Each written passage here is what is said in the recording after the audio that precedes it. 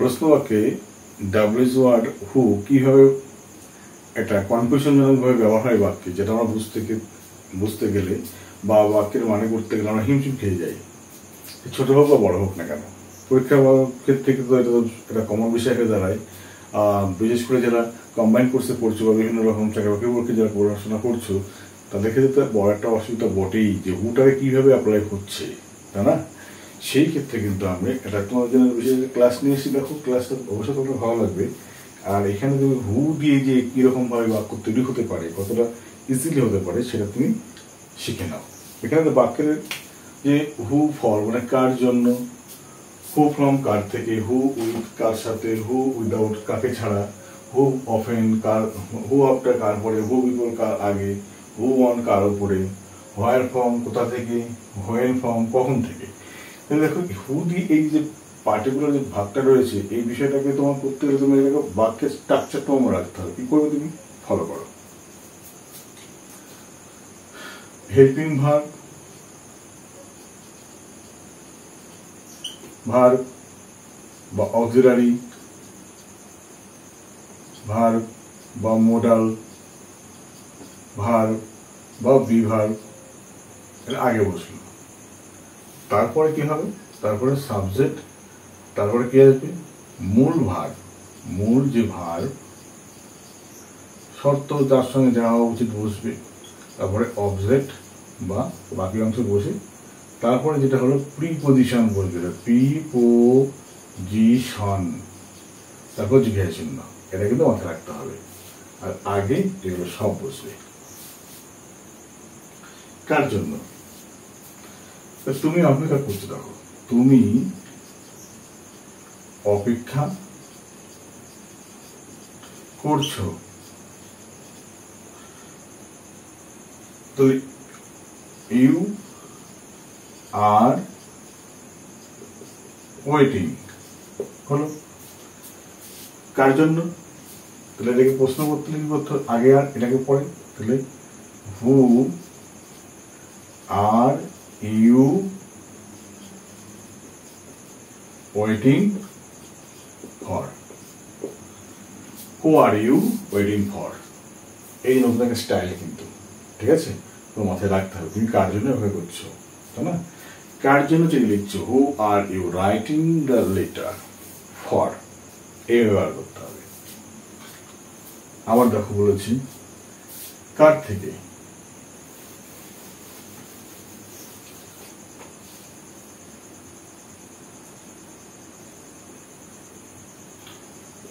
সে সাহায্য নেয়, he takes help, full stop.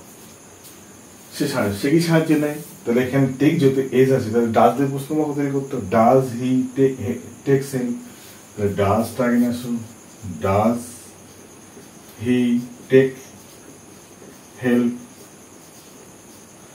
Does he take help. এবার প্রশ্ন হলো কার থেকে, তাহলে এখানে ফর্ম লাগিয়ে দাও, এখানে who, who does he takes help from, who does he takes help from, সে কার থেকে সাহায্য নেয়। এইভাবে বাক্য বলবে, কিন্তু কনসেপ্ট পাল্টে যাচ্ছে। ওকে, চলো পরে এটা দেখি আমরা।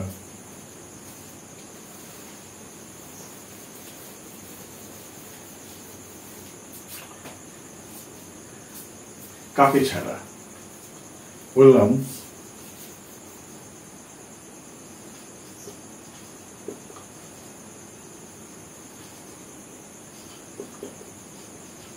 রোহিত বাঁচবে না, আর এইচ রোহিত উইল নট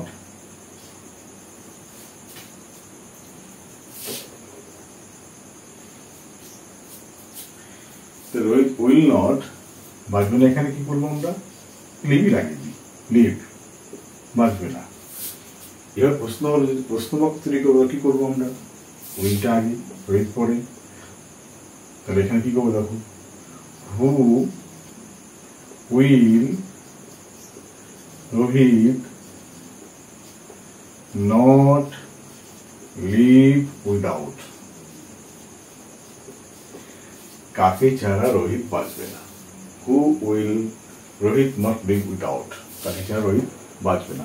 এই নটটা তুমি উইলের পরে লাগাতে পারো, এটা কোনো কোনো সমস্যা কোনো কারণই নয়। ওকে,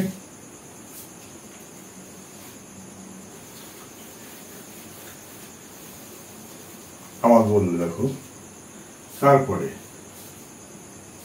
তারা আসে বা আসছে, দে are coming, they are coming. তারা কি আসছে প্রশ্ন করলে আরটা আগে আসবে, আর দে কামিং। এবং দেখো কি বলেছে, কার পরে, তাহলে who R they coming after, অর্থাৎ তাদের পরে, অর্থাৎ কার পরে, তাদের পরে। কারা আসছে তাদের পরে, কারা আসছে তাদের পরে, বা তাদের পরে কারা আসছে, একই বিষয়। কারণ তাদের আগে যদি কারা আসে বলি, এখানে শুধুমাত্র বিফল লাগিয়ে দাও, তাদের আগে কারা আসছে, তাহলে বিফল লাগিয়ে দিলে কি বাক্য মানে পরিবর্তন হয়ে যাচ্ছে। এইভাবে বাক্যগুলো করতে হবে। বললাম আমরা নির্ভরশীল, আমরা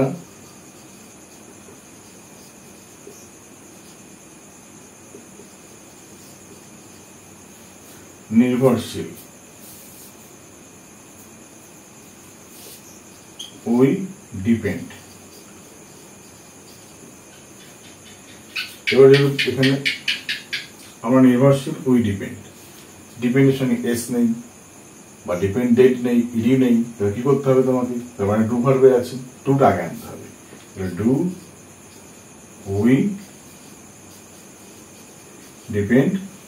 এবার দেখো কার উপরে, তাহলে অন লাগিয়ে দাও, আগে লিখে দাও who, who do we depend on, অর্থাৎ আমরা কার উপরে নির্ভরশীল, who do we depend on, আমরা কার উপরে নির্ভরশীল। কিভাবে দেখো স্মুথলি বাক্য তৈরি হয়ে যাচ্ছে। ঠিক আছে, এবার দেখো কোথা থেকে,